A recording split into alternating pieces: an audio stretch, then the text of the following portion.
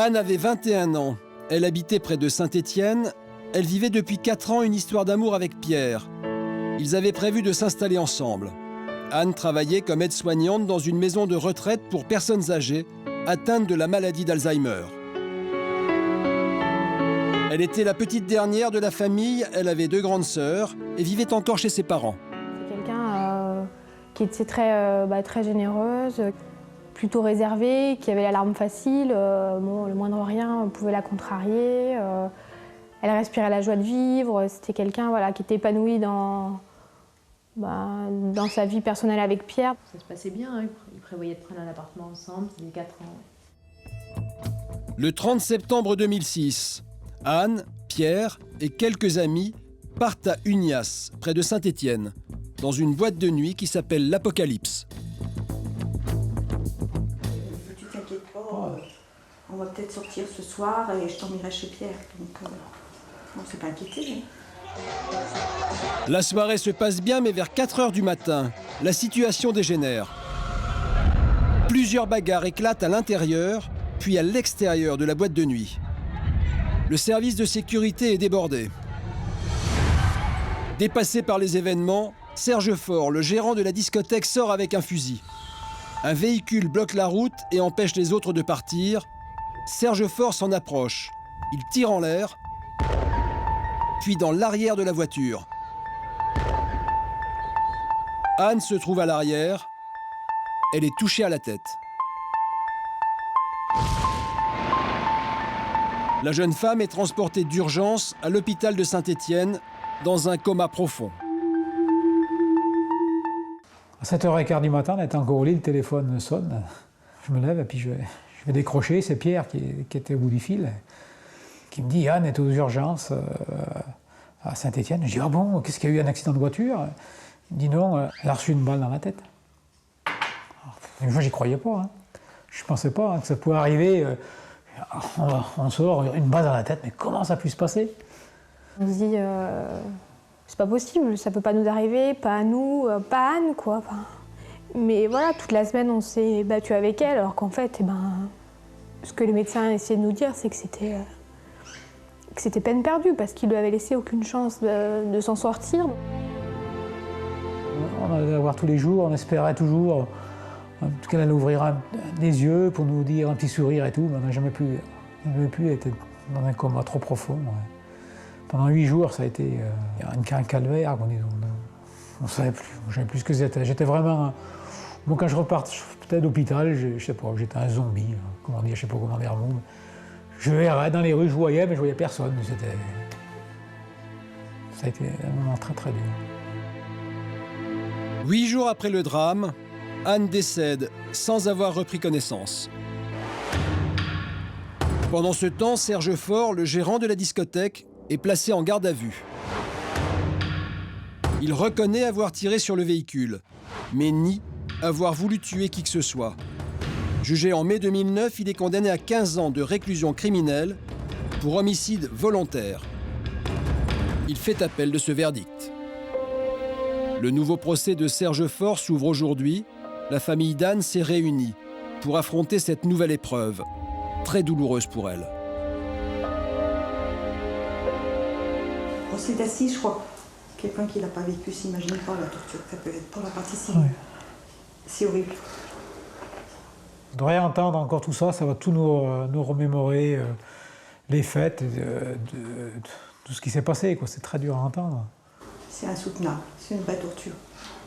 Premier procès, j'ai pas pu parler, alors là je vais essayer, malgré l'émotion, je vais essayer de lui dire quelque chose. Je sais pas si je vais y arriver. C'est tellement... Palais de justice de Bourg-en-Bresse. Les parents et les sœurs d'Anne sont tendus. Ils vont rejoindre leur avocat, maître Verillac. Serge Faure, sous escorte policière, entre dans le box des accusés. Il risque jusqu'à 30 ans de réclusion criminelle. Pour ce second procès, il est défendu par maître Bloise. La Cour consacre cette première journée à la personnalité de l'accusé.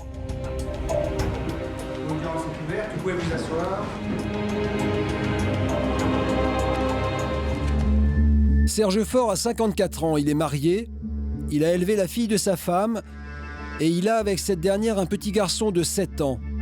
Ses proches le décrivent comme un homme calme et gentil. Il est unanimement décrit comme un homme posé, non violent, réfléchi, qui n'aime pas qu'on lui marche sur les pieds. Mais je suis pareil, beaucoup d'entre nous sont pareils et c'est pas pour autant qu'on finit dans un box d'assises. L'expert psychiatre, interrogé par le président, décrit Serge Faure comme un homme stable, non violent, ne souffrant d'aucune pathologie mentale. Selon lui, c'est en revanche un homme profondément culpabilisé par le drame qu'il a provoqué. Monsieur Faure, levez-vous s'il vous plaît. Le président interroge Serge Faure sur le crime qu'il a commis. C'est inimaginable, on peut pas y croire, quoi, je veux dire, c'est terrible. Tous les soirs, j'étais rivé au téléviseur, les yeux rivés sur le téléviseur pour avoir les bulletins de santé de la jeune fille. J'espérais, tous les soirs, je priais pour qu'elle s'en sorte. Quand j'ai appris par les médias qu'elle était décédée, ça a été la catastrophe. J'avais plus qu'une envie, c'est de partir. Des remords difficiles à entendre pour la famille de la victime. La mère d'Anne sort brusquement de la salle. Le président suspend l'audience. Là, c'est trop dur, on peut pas entendre ça. Je peux plus supporter, c'est pire que la première fois. On a l'impression que c'est un saint, qu'il avait toutes les qualités, qu'il est accablé par le décès de ma fille, et ça, j'y crois pas une minute. Je sais pas si je vais tenir pendant 3 jours comme ça. Je pense qu'il ne faut pas que votre maman elle s'impose une présence quand elle ne peut pas. Hein. Ça sert à rien, elle a toute liberté. Ils lui feront jamais le reproche de rentrer, de sortir. Et quand c'est insupportable, c'est insupportable. Peut-être même qu'elle est un peu trop attendue là pour sortir. Le père et les sœurs d'Anne, accompagnés de leur avocat, vont rejoindre la maman pour tenter de la réconforter.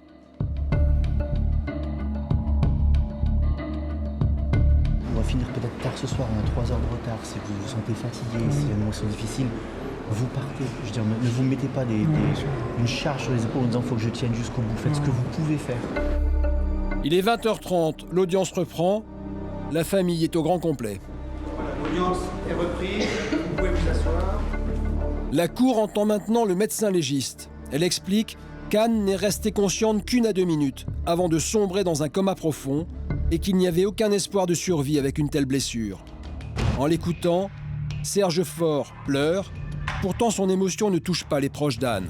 S'il attend de culpabilité, pourquoi est-ce qu'il n'a pas accepté la peine de la première instance? S'il pense tellement à nous, pourquoi est-ce qu'il nous fait revivre un enfer comme ça, quoi? Je pense que de la culpabilité, il en a. Sinon, comme on disait, pour moi, ce serait un monstre, ce serait même pas quelqu'un d'humain. Quand on tue quelqu'un, c'est obligé qu'il ait de la culpabilité. Je crois pas que non, il pense à ma soeur tous les jours, ça, c'est sûr que non. Ça... Il est 22h30. La journée a été longue et éprouvante. L'audience reprendra le lendemain matin à 9h. Deuxième jour du procès. La cour s'intéresse aujourd'hui aux faits. Que s'est-il réellement passé dans la discothèque cette nuit-là? Pourquoi le gérant a-t-il utilisé un fusil? Ces questions sont essentielles, car si Serge Faure a fait appel, c'est justement pour tenter de convaincre les jurés qu'il n'a jamais eu l'intention de tuer Anne. Là, dans ce dossier, à mon sens, on n'est pas dans le meurtre.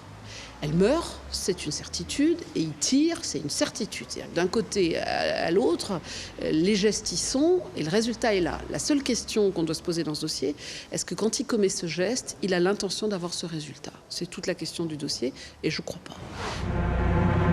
La cour entend de nombreuses personnes présentes dans la discothèque ce soir-là. Les témoignages sont confus et contradictoires. Selon Serge Faure et son personnel, il y a eu bagarre sur bagarre pendant près de 2 heures, dans un climat de violence qu'ils disent n'avoir jamais connu auparavant. Cette bagarre qui était vraiment exceptionnelle, je veux dire, qui était d'une ampleur vraiment... Moi, personnellement, j'avais jamais vu une telle bagarre. Ah oui, on était carrément assiégés, on peut le dire comme ça, on était assiégés. À tel point que je ne pouvais même plus faire sortir mes clients. On a essayé à 1 ou 2 reprises, mais ils se prenaient des projectiles, des cailloux sur les voitures. On n'est pas dans quelque chose de calme, de posé, où on peut réfléchir. On est dans un affolement d'une situation qui dure, qui dérape et qui échappe à tout le monde. Une version que réfutent les proches d'Anne. Pour eux, Serge Faure exagère sciemment la gravité des échauffourées. Il n'y a pas eu d'éléments rapportés en termes de dégradation, ni sur la discothèque, ni sur les véhicules, aucune constatation des services de police en ce sens. Donc je veux bien qu'il y ait eu des événements qui aient duré effectivement un petit peu, peut-être dans la longueur anormalement, mais dans l'ampleur, à mon sens, pas autant qu'on voudrait bien le faire croire. Petite bagarre ou grosse émeute, les versions divergent. Ce qui est certain, c'est que Serge Faure et son équipe de sécurité essayent de régler la situation seuls, plutôt que d'appeler les forces de l'ordre. Personne n'a téléphoné à la gendarmerie. Ni les belligérants, ni les membres du personnel, ni le patron de boîte de nuit, ni tous les gens qui ont vu toute cette bagarre. Ce qui prouve bien qu'il y avait un effet un peu de tétanie ou de sidération générale ou d'affolement général qui fait qu'on n'y pense pas et qu'on a essayé de régler ça de façon bien empirique et que ça a sans doute déclenché le drame qui s'en est suivi, bien sûr. Mais après coup, calmement, installer, nous, poser, venir dire on aurait dû faire ci, on aurait dû faire ça, c'est très facile de refaire l'histoire. Il faut se remettre dans la tête et dans la peau des gens qui vivent ça au moment où ils le vivent, dans les conditions où ils le vivent. Et ce soir-là, Serge Faure espère régler la situation en sortant avec un fusil. Il se rend sur la route où 3 voitures bloquent le passage. Il tire en l'air. Puis dans la carrosserie du premier véhicule. Anne et ses amis sont à l'intérieur. Le but de mon geste a été de faire peur uniquement. Je savais très bien qu'en faisant ça, j'allais dégrader la voiture. Mais à aucun moment, j'ai imaginé qu'il y avait quelqu'un dans le véhicule. Vous pensez bien que si j'avais pu apercevoir quelqu'un dans ce véhicule, à aucun moment j'aurais tiré. À aucun moment. Toute la question est là. Serge Faure a-t-il vu les jeunes gens à l'arrière de la voiture? Il le nie avec force. Les proches d'Anne, eux, au contraire, en sont absolument persuadés. Soit il l'a vu et l'intention homicide est caractérisée, il devrait être déclaré coupable de fait d'homicide volontaire communément appelé meurtre, soit il ne l'a pas vu ou il n'a pas pu la voir et la requalification est possible. C'est pour ça que j'avais dit je vais aller à la reconstitution pour voir de mes propres yeux. Et aujourd'hui, de mes propres yeux, ce que j'ai vu à côté de lui, quand il a pointé l'arme, j'ai vu Anne dans la voiture, je suis désolée, on voyait plus que des silhouettes et on en voyait plusieurs. Donc lui aujourd'hui, est-ce qu'il refoule, est-ce qu'il veut pas se l'avouer ou est-ce qu'il ment délibérément, je ne sais pas. Moi j'ai vu. Pour moi c'est un meurtrier parce qu'il a vu Anne et j'en suis convaincue, il a vu les jeunes. Il a peut-être pas visé Anne, mais bon, il y avait du monde dans la voiture et ça il pouvait pas l'ignorer. Et en prenant un fusil, on risque de tuer quelqu'un. Enfin moi je comprends pas qu'on prenne une arme, qu'on tire sur une voiture avec des gens à l'intérieur. Que ce soit Anne ou pas Anne, quoi. La reconstitution laisse en effet penser que les passagers de la voiture étaient visibles. Pourtant, Serge Faure continue à prétendre qu'il ne les a pas vus. C'est pas un homicide volontaire. J'ai jamais eu l'intention d'ôter la vie à qui que ce soit, ni même de blesser. Quel intérêt? Quel mobile? Moi, cette jeune fille, je la connaissais pas. Elle m'avait rien fait. Je me vois mal ôter la vie à un jeune comme ça, gratuitement, pour si peu de choses, quoi. Je veux dire, même si la bagarre a été violente, qu'elle a duré, il n'y a rien qui puisse justifier un décès, je veux dire. Il n'y a rien de plus horrible que d'ôter la vie à quelqu'un. Il n'y a rien de plus horrible. L'audience est suspendue. À la reprise, le président va donner la parole à la famille d'Anne. Sa maman veut absolument s'exprimer à la barre, mais elle n'est pas sûre d'y parvenir. Au premier procès, cette épreuve avait été au-dessus de ses forces. Je vais essayer, mais le souci, c'est que j'arrive pas à dire les mots comme ça devant toute la cour. Donc je vais demander l'autorisation de lire ce que j'ai préparé. Je ne sais pas si ça va être accepté. J'ai envie de dire, de parler un peu de ma fille et puis dire ce qu'on a vécu à l'hôpital, de dire que je voudrais dire que je le hais, mais ça, je peux pas. Et de toute façon, c'est un assassin, ça, c'est sûr. Ça, c'est l'assassin de ma fille. Et ma fille, elle n'est plus là, et lui, il est là. Et un jour, il va sortir de prison, et j'espère que je ne serai plus là le jour où il sortira, parce que ça va en liberté, il va reprendre le cours de sa vie, et nous, de vie, on n'en a plus, et on a pris perpétuité. Voilà. L'audience reprend. La mère d'Anne, aidée par son avocat, lit son texte avec l'accord du président. Après elle, son mari et ses 2 filles viennent parler d'Anne avec beaucoup d'émotion. La journée s'achève sur ces témoignages bouleversants. Ma maman a réussi à parler et je pense que c'est vraiment très bien parce que la première fois, elle n'a pas réussi à parler, que ça, c'était quelque chose qui lui tenait à cœur et que finalement, c'est bien pour nous et c'est le seul moment où on peut vraiment s'exprimer, dire un petit peu aux jurés pourquoi on est là et parler en la mémoire de Anne. Et puis elle a pu dire un petit peu à M. Faure ce qu'elle pensait et c'est important pour elle. On est là pour Anne, on la représente et on veut que la justice soit rendue. Au cours de cette deuxième journée, les parents et les sœurs d'Anne ont réussi à exprimer leur peine. En revanche, ils n'ont eu aucune explication sur les circonstances du drame. Troisième et dernier acte du procès. Ce matin, les avocats vont plaider. C'est le moment que la famille d'Anne redoute le plus. Maître Verillac s'inquiète de l'état de fatigue de ses clients. Vous avez pu dormir un peu? Oui, mais bon, c'est avec la fatigue, ça C'est l'épuisement. Oui, moi je suis épuisée, je suis vidée totalement.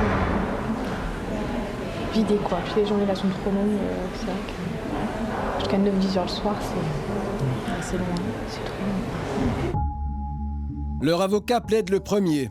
Pour lui, cette affaire, c'est l'histoire d'un samedi soir sur la Terre qui bascule parce que le gérant d'une discothèque veut donner une leçon à des jeunes trop turbulents. Pour aller chercher cette arme et pour aller à l'endroit où il a tiré, il y a tout un parcours avec un certain nombre d'obstacles que Serge Faure a à chaque fois franchi alors qu'ils auraient dû l'arrêter.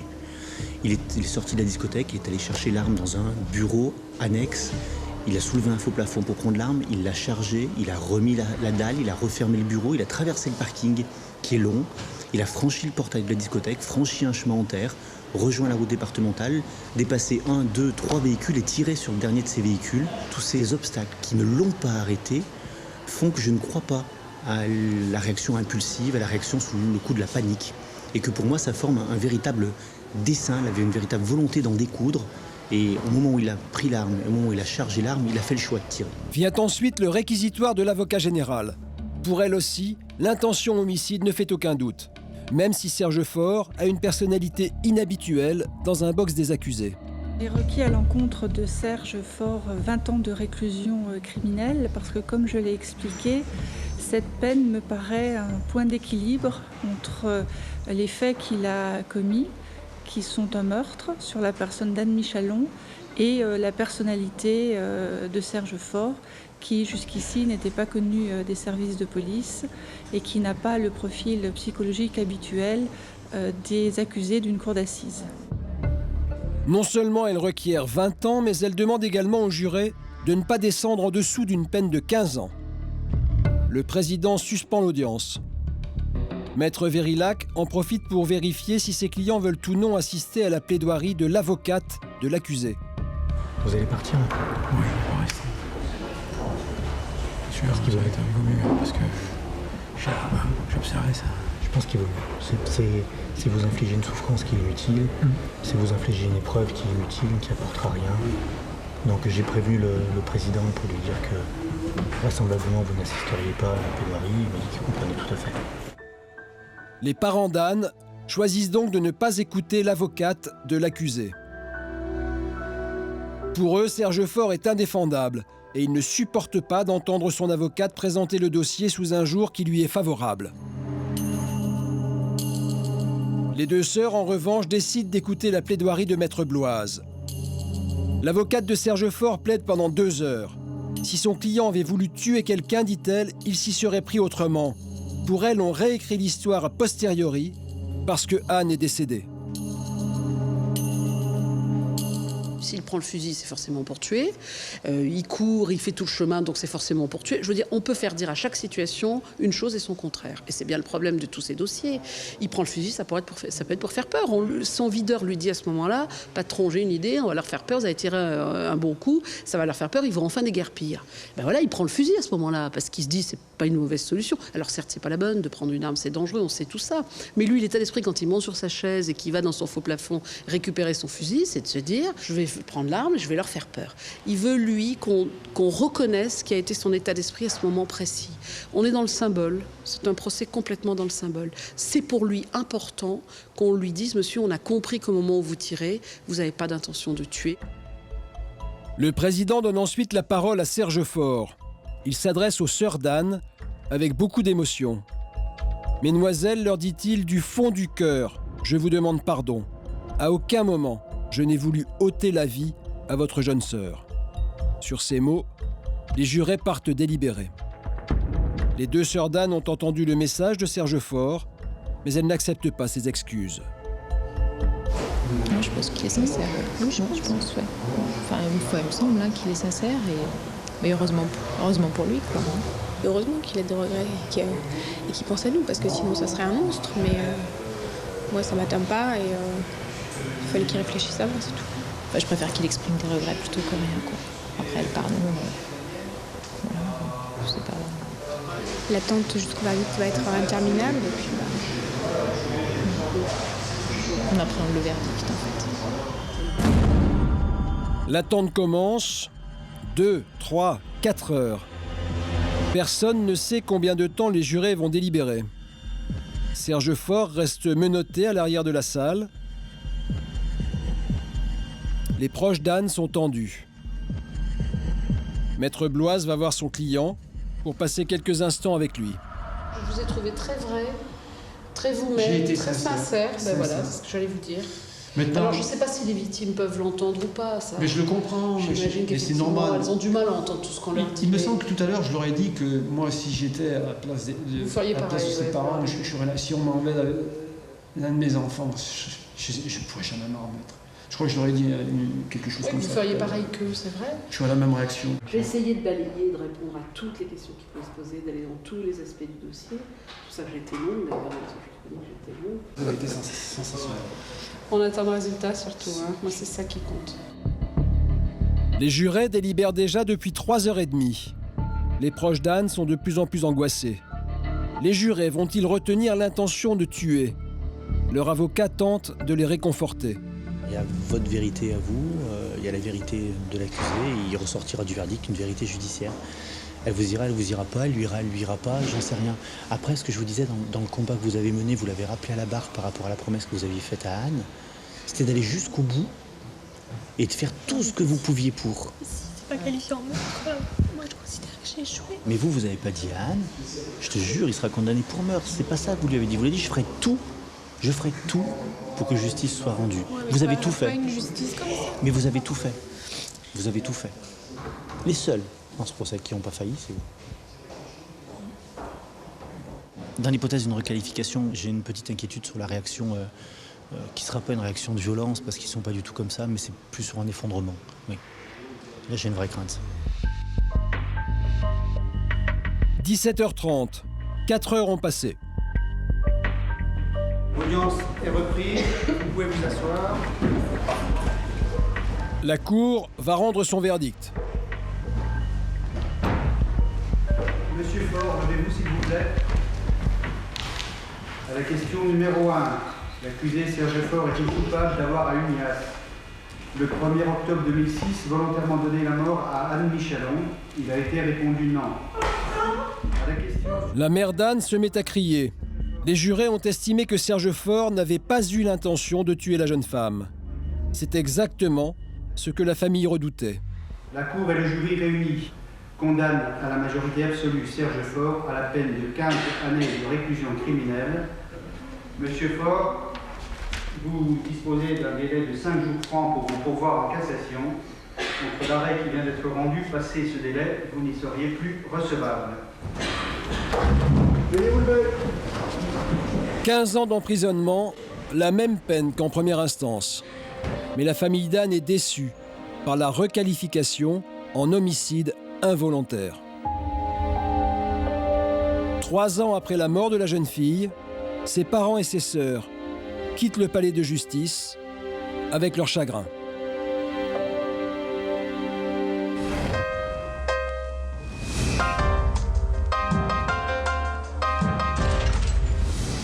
La Tronche, un petit village de Corrèze de 134 habitants. Un paysage superbe, mais depuis 10 ans, une famille d'agriculteurs se bat contre les lignes à haute tension.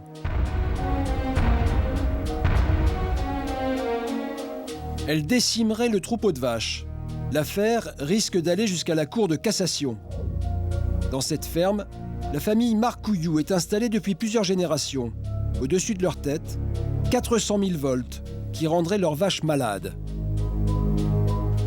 Je vais vous faire voir ce que ça fait sur une vache. Vous venez voir un peu ce que ça leur fait.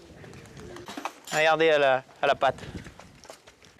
Regardez un peu, si ça leur fait du bien. Ça ne peut plus marcher. C'est l'irritation contre l'articulation, ça grossit. Et puis au bout d'un moment, c'est l'articulation qui se pourrit, entre parenthèses, fait comme celle du pré, et puis ça casse. Et vous en avez une autre. Regardez le bout de plastique qu'elle a sur la panse. On était obligé de la percer parce qu'elle était irritée, et elle digérait plus. Et on l'a vu que le matin, elle a dû passer toute la nuit à gonfler, à avoir des gaz. Et puis le matin, elle était prête à éclater, on a été obligé de la percer. Une misère supplémentaire. Ah, il est beau le spectacle, hein? Elles n'ont pas de petits noms alors? Elles ont un nom, mais vous savez, je les ai un peu perdus. Avant, je les savais par cœur, maintenant, c'est plus le cas. Maintenant, j'ai perdu la tête. Si Serge ne reconnaît plus ses vaches, c'est qu'il en a perdu une centaine en 10 ans. À ses morts, aucune explication sanitaire. Mais les problèmes apparaissent dans les années 90, au moment où la ligne à haute tension passe de 225 000 à 400 000 volts pour transporter plus d'électricité. Michel, le père, s'équipe alors d'un gaussmètre pour mesurer la puissance du champ magnétique généré par la ligne. Dans la nature, il n'y a pas de champ magnétique. C'est la ligne qui crée ça. À partir de combien c'est dangereux pour la santé? 0,4, mais normalement c'est 0. Michel nous emmène 100 mètres plus loin, dans le champ où il faisait paître son troupeau.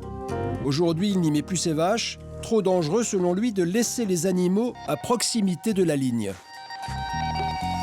76, 77, 78. Mais là, c'est faible normalement, parce que j'ai trouvé beaucoup plus là. Depuis des années, il relève soigneusement les fréquences sur des petits cahiers.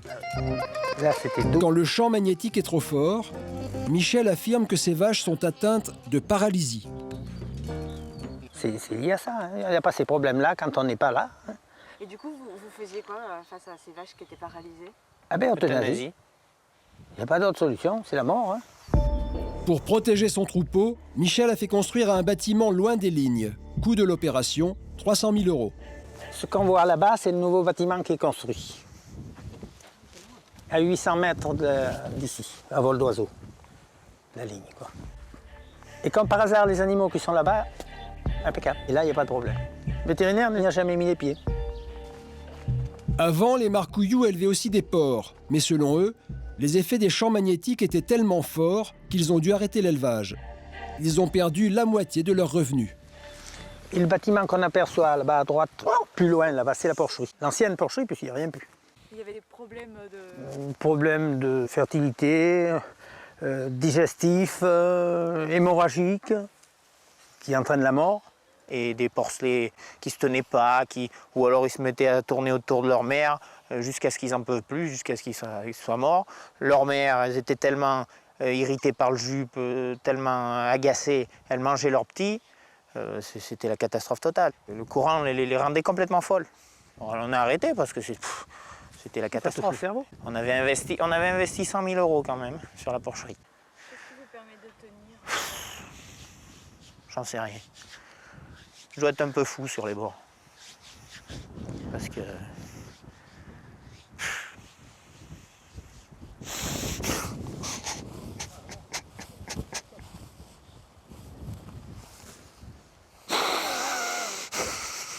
Entre les investissements et les pertes de production, la facture s'élèverait à 1 200 000 €. Si Serge craque, c'est parce que lui et ses parents sortent d'une longue procédure judiciaire qui les laisse sans un sou. Pourtant, les Marcouillou ont d'abord tenté de régler le problème à l'amiable avec RTE, le réseau transport électricité qui gère les lignes à haute tension. Pour prouver que les problèmes des animaux sont dus aux ondes, les Marcouillou s'engagent à faire un suivi sanitaire de leurs troupeaux. En contrepartie, RTE doit mesurer régulièrement la puissance du champ magnétique. Mais Serge conteste le déroulement des premiers contrôles. On avait mis sur le protocole qu'il devait y avoir un transit moyen, normal. Le jour du contrôle, pas de jus. Bizarrement, le courant dans la ligne était coupé, pratiquement. Il n'y avait pratiquement rien dans la ligne. Partant de là, j'ai dit, si vous fraudez sur la partie mesure électrique, je ne vois pas pourquoi je ferais des prises de sang sur mes animaux et faire un suivi vétérinaire. Donc, quand j'ai vu ça, j'ai dit, terminé, on s'arrête là. Si vous voulez partir en justice, on va y aller. Et puis c'est à partir de là qu'on est parti, parce qu'on n'avait pas confiance du tout en eux. En octobre 2008, le procès qui oppose la famille Marcouillou à la RTE donne gain de cause aux éleveurs et condamne la filiale d'EDF à verser une indemnité. Ils devaient nous indemniser de 390 000 €, qui était une somme pas très importante, mais on aurait bien été content de la toucher. Bon. L'affaire connaît alors un retentissement médiatique sans précédent. Dans la région, les populations s'inquiètent. Ça a réveillé beaucoup de gens qui avaient des problèmes et qui ne savaient pas d'où ça provenait. Et partant de là, ça a réveillé ces gens-là qui se sont plaints, qui ont fait mesurer les courants chez eux. Mais RTE contre-attaque en faisant appel. La société engage un avocat d'affaires parisien, Maître Soulez-Larivière, qui obtient gain de cause devant la cour d'appel. Il n'y avait pas de preuve qu'il y avait des éléments venant de la ligne électrique qui affectaient le bétail, que ce bétail, effectivement, ne se portait pas bien, mais il y avait plein d'autres raisons qui pouvaient exister. En plus, la ligne à haute tension, elle traverse plus de 60 exploitations dans la région Haute-Corrèze, Creuse, et il n'y a que 2 qui font l'objet de discussions, ce qui est quand même assez étrange. Et d'autre part, elle existe depuis 1943. Donc la preuve de rapport entre la ligne et les dommages n'a pas été rapportée, et c'est pour ça que la Cour a annulé le jugement du tribunal. Pour la famille Marcouillou, c'est le coup de massue. L'arrêt rendu le 1er mars par la Cour d'appel les prive des 390 000 € d'indemnité. En plus, ils doivent rembourser les frais de justice à la RTE. Je vous garantis que ça fait plus que mal. Il faut serrer les dents. Ce jour-là, c'était une grosse claque, même plus qu'une grosse claque. Mais les Marcouillou refusent de baisser les bras. Leur avocat, Maître Philippe Caetano, s'est passionné pour cette affaire. Pour lui, le problème des lignes à haute tension dépasse de loin le cas de ses clients. C'est une question de santé publique. Bien, j'ai toujours su que les enjeux de ce dossier étaient très importants. Je ne jette pas la pierre à la justice, certains le feront, ce n'est pas mon cas, parce qu'on avait gagné en première instance, on a gagné le premier round, on a perdu le second, c'est vrai que judiciairement c'est le second qui compte. J'espère qu'il y en aura un troisième, j'espère surtout qu'on va pouvoir régulariser un pourvoi en cassation, parce que sur un dossier de cette nature, il me semble normal que ce soit la plus haute juridiction française qui tranche. Dans leur combat, les Marcouillou ont reçu le soutien de Dominique Niermont, maire de La Tronche, qui prend régulièrement de leurs nouvelles. Elle souhaite réunir des fonds pour aider à payer les frais de justice.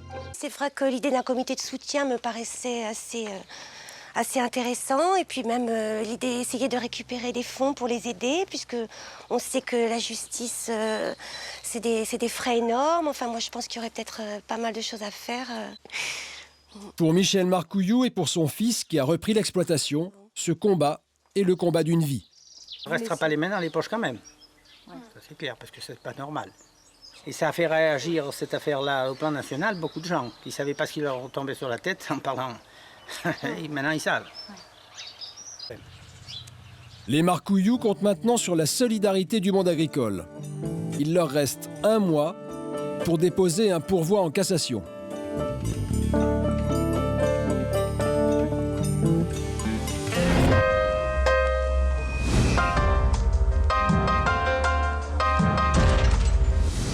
Jean-Pierre Trébert, l'assassin présumé de Géraldine Giraud et de Katia L'Herbier, s'est suicidé il y a 2 mois. Pourtant, son procès s'est tenu lundi devant la cour d'assises de Lyon. Il était accusé d'enlèvement, de séquestration, détention arbitraire, assassinat, vol et escroquerie. Une audience exceptionnelle à laquelle nous avons assisté. Il est 14h30 lundi dernier devant le palais de justice d'Auxerre. La famille de Katia L'Herbier est venue au grand complet. Depuis la mort de leur fille, ils ont toujours refusé de s'exprimer. Aujourd'hui encore, ils ne diront rien, mais ils ont tenu à assister à l'audience que la justice a organisée pour clore cette affaire. Ils ont voulu être là pour le dernier acte d'instruction officielle, le dernier acte de procédure officielle, à savoir l'ouverture de cette session d'assises qui se referme aussi vite qu'elle s'était ouverte. Mais ils ont toujours répondu présents à chaque fois qu'on les a sollicités. La famille L'Herbier est restée soudée pendant ces 5 années d'épreuve. C'est une famille très unie. Ils vivent en prenant soin de s'appeler, de se rappeler les moments difficiles, de s'épauler, de s'entraider. Une famille au sens où on aimerait que toutes les familles soient. La famille Giraud est absente, mais son avocat, maître Francis Spiner, a tenu à être présent. Il regrette le suicide de Jean-Pierre Trébert. Monsieur Trébert, qui se prétendait innocent, qui, lorsqu'il s'était évadé, avait dit « je viendrai à mon procès pour prouver mon innocence », Monsieur Trébert a fui la justice, a fui ses responsabilités, parce qu'il savait que le dossier qui était dressé contre lui était un dossier accablant et qu'il allait vraisemblablement faire l'objet d'une sanction très lourde et qu'il ne supportait pas l'idée de rester enfermé. Le président et les 2 assesseurs ouvrent l'audience solennellement, exactement comme si Jean-Pierre Trébert allait être jugé. L'audience est ouverte, veuillez vous asseoir. Dans la salle, la famille L'Herbier et les 2 avocats. Les jurés n'ont pas été convoqués. C'est dans ce box que Jean-Pierre Trébert aurait dû être jugé. La salle est vide. L'audience va être brève. Les L'Herbier s'apprêtent à vivre l'ultime chapitre d'une affaire qui les hante depuis plus de 5 ans. C'était au mois de novembre 2004.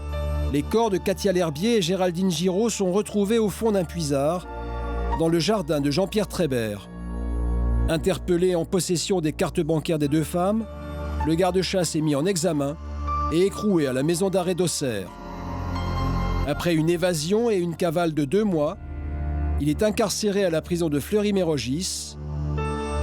Il se pend avec un drap au barreau de sa cellule, 2 mois avant son procès. Retour à la cour d'assises d'Auxerre, l'audience a duré une demi-heure. Les magistrats ont lu le rapport d'autopsie de Jean-Pierre Trébert et ils ont prononcé officiellement l'extinction de l'action publique. C'est ainsi que s'achève le procès du meurtrier présumé de Géraldine Giraud et Katia L'Herbier. Nous sommes extrêmement déçus que 3 semaines d'assises se réduisent à une demi-heure, 3/4 d'heure de session dans la pratique. La famille surtout, la famille, que moi je sois déçu, c'est mon métier d'avocat, mais pour toute la famille L'Herbier comme pour la famille Giraud qui attend depuis 5 ans, qu'on veuille bien donner des explications sur ce qui manquait encore à leur connaissance. Ce qui intéressait la famille de Roland Giraud, c'était de savoir ce qui s'était passé, pourquoi, comment leur fille était morte. Le dossier n'y répond que d'une manière imparfaite, puisque c'est Trébert qui avait les réponses, qu'il n'a jamais souhaité les donner. Je ne suis pas sûr d'ailleurs qu'il les aurait données au cours de ce procès, mais au moins on pouvait l'espérer. Jean-Pierre Trébert a emporté avec lui les réponses qu'attendaient les familles des 2 victimes. Leur seul espoir aujourd'hui serait qu'un élément nouveau relance l'affaire. Si demain, quelqu'un venait faire des révélations extraordinaires mettant en cause d'autres personnes que Trébert, si Trébert avait eu des complices, oui, la procédure pourrait être relancée dans le temps de la prescription. Si dans les 10 ans qui viennent, aucun élément nouveau n'est porté à la connaissance de la justice, le dossier du meurtre de Géraldine Giraud et Katia L'Herbier sera définitivement refermé.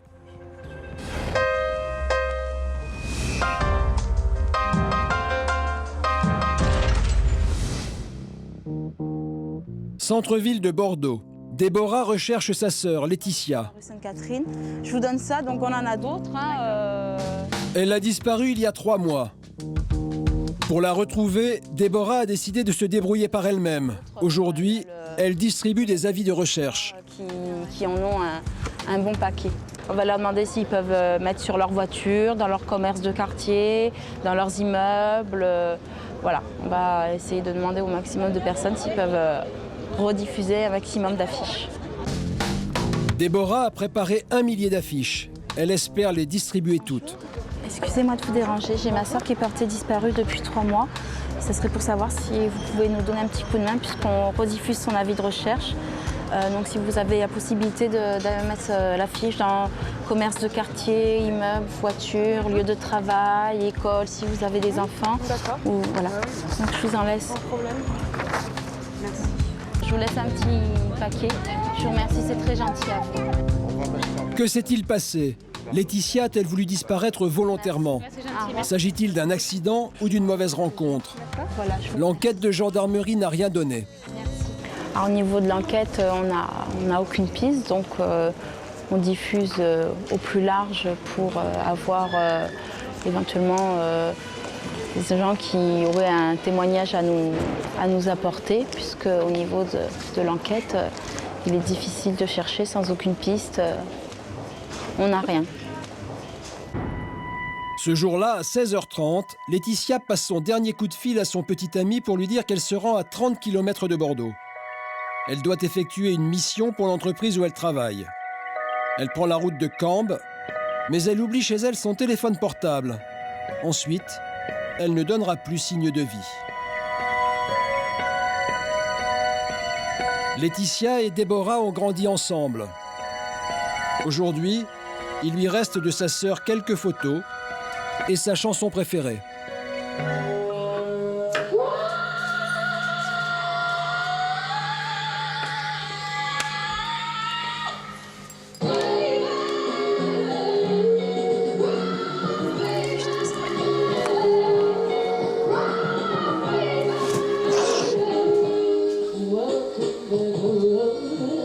Déborah a épuisé toutes les pistes pour retrouver sa sœur. Articles dans les journaux, sites internet. Comme beaucoup de familles dans la détresse, elle a décidé aujourd'hui de faire appel à une voyante. J'ai trouvé l'idée plutôt bonne puisque de toute façon on n'avait rien, donc pourquoi pas s'en remettre aux mains d'une médium qui pourra peut-être nous aider un peu plus. Aujourd'hui, Déborah a rendez-vous avec sa voyante. Elle espère qu'elle lui donnera enfin une piste pour retrouver sa sœur. Bonjour Déborah. Vous allez bien? Marie-Hélène aurait un don. Elle serait capable de voir des images que les autres ne voient pas. Elle s'est énormément investie pour Laetitia. Donc, je vais voir si vous avez vu d'autres choses pour ma sœur. Pour entrer en communion avec la disparue, la voyante se sert d'une photo. Vous la croyez toujours en vie? Elle est entre deux. Ça peut être un état comateux ou un état second. Moi, j'y crois. Moi, j'y crois. Elle est là. Marie-Hélène utilise ensuite une carte et un pendule pour situer le secteur où se trouverait Laetitia. Ça se situe avant Cambes. Par contre, quand on se connecte sur Rions et sur Serrons, c'est là où on a le plus de répondants. Donc je pense que s'il y a des recherches à faire, c'est sur ce secteur-là. Ouais. C'est bon ? Forte de ces indications, elle se rend sur les lieux désignés par la voyante. C'est ce genre d'endroit que je cherche dans le périmètre que m'a donné la médium. Donc on va exploiter tous les endroits qui peuvent ressembler à cette description de lieu. Mais sur place, Déborah ne trouve aucun indice. Elle va sillonner la zone pendant plusieurs heures, en vain. Mais la jeune femme ne renonce pas. Quelques jours plus tard, elle organise un rassemblement pour que l'on n'oublie pas sa sœur. Cela fait maintenant 100 jours que Laetitia a disparu. Une quarantaine de personnes et quelques journalistes ont répondu présents. Regardez-moi si je l'ai. C'est le cas. Il n'y a rien qui vous pouvait laisser entendre que elle avait envie de partir. Non. Pas, pour moi, non. Pour moi, non. Elle n'était pas fâchée avec son ami. Même si elle aurait été fâchée avec son ami, elle ne serait pas partie comme ça sans me donner de nouvelles à moi. Vous étiez assez proche? Très très proche. La disparition de Laetitia reste un mystère. En France, 10 000 personnes disparaissent chaque année. Si vous avez un indice concernant la disparition de Laetitia, vous pouvez appeler le 08 99 19 32 32, code 2010.